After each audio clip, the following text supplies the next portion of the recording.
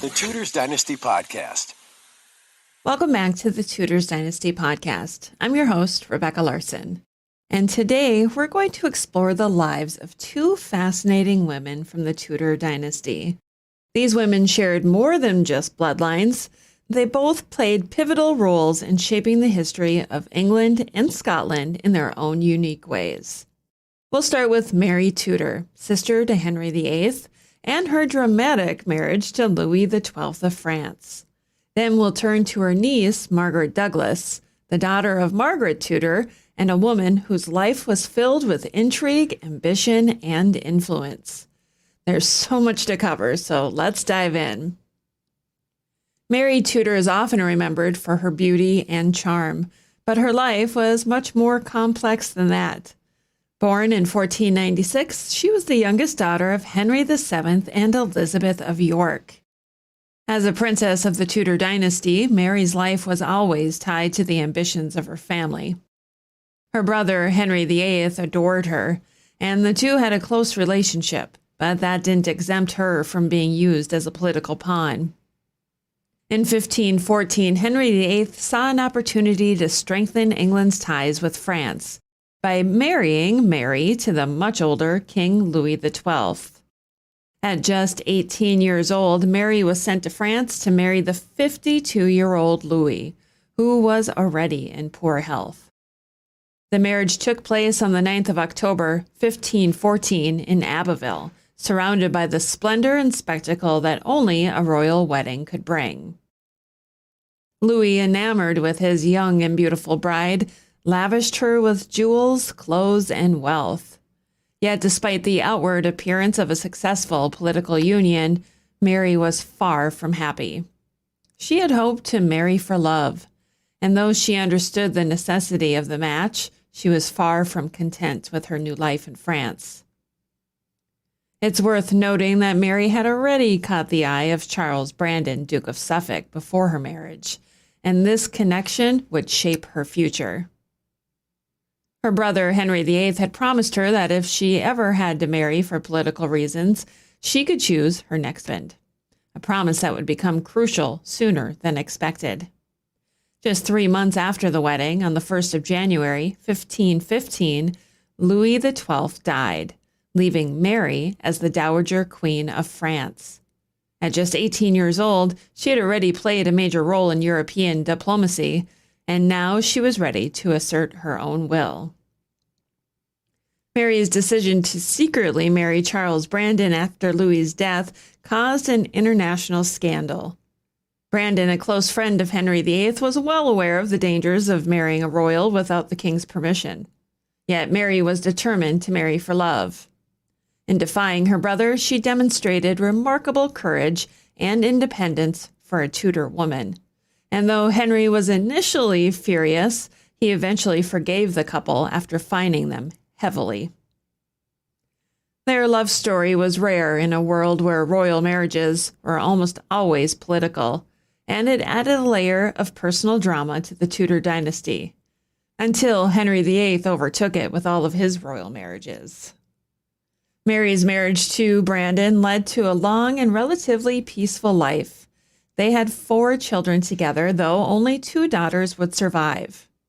It was her granddaughter, Lady Jane Grey, who would leave a mark on Tudor history when she was named heir to King Edward VI. She is known throughout history as the 9-Day Queen.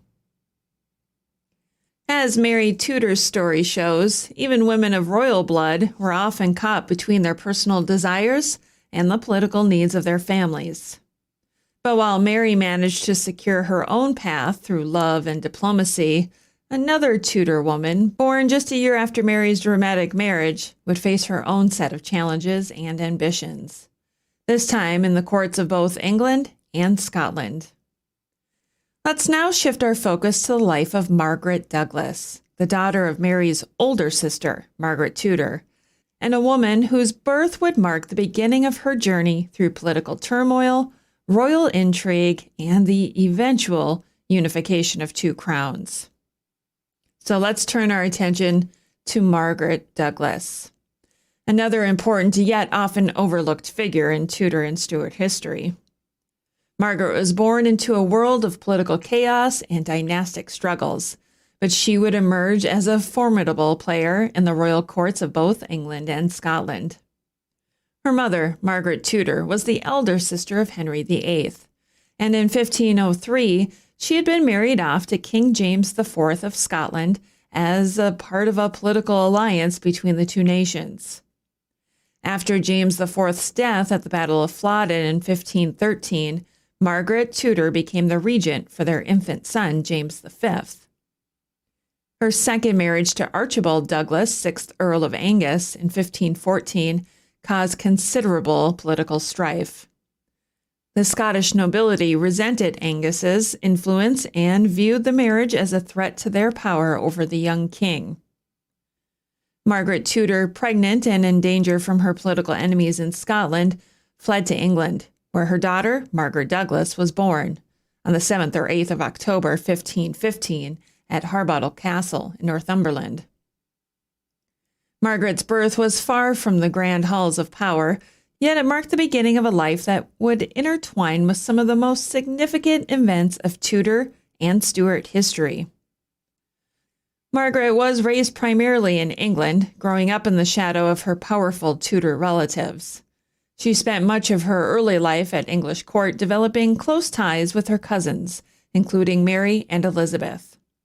Her Tudor lineage placed her in the center of court intrigues, and her proximity to the throne made her a valuable pawn in the marriage market.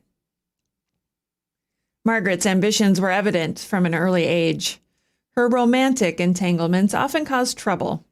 Her relationship with Lord Thomas Howard, a member of the powerful Howard family, led to his imprisonment and eventual death after the couple secretly became engaged without the king's approval.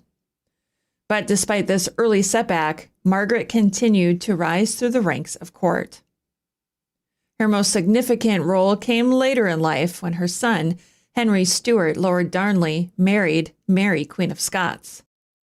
This marriage linked the Tudor and Stuart dynasties, making Margaret Douglas the grandmother of King James VI of Scotland, who would go on to become James I of England, uniting the crowns of England and Scotland.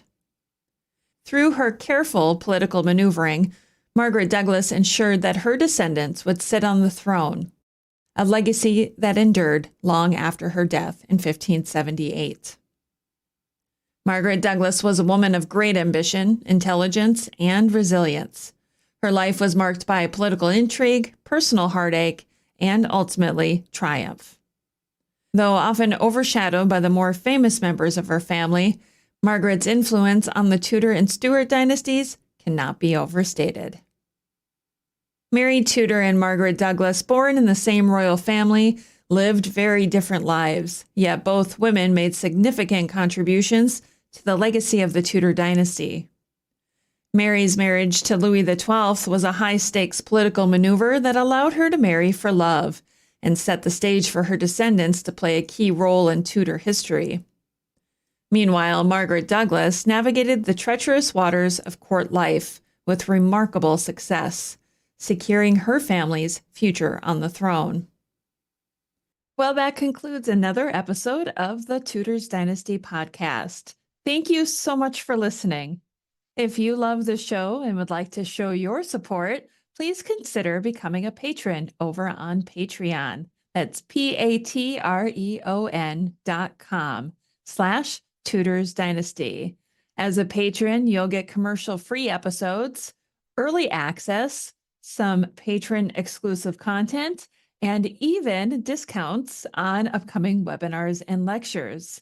Head on over to Patreon today to find out more information. And for as little as $3 a month, you can show your support. Thank you so much for listening. Until next time. The Tudors Dynasty Podcast.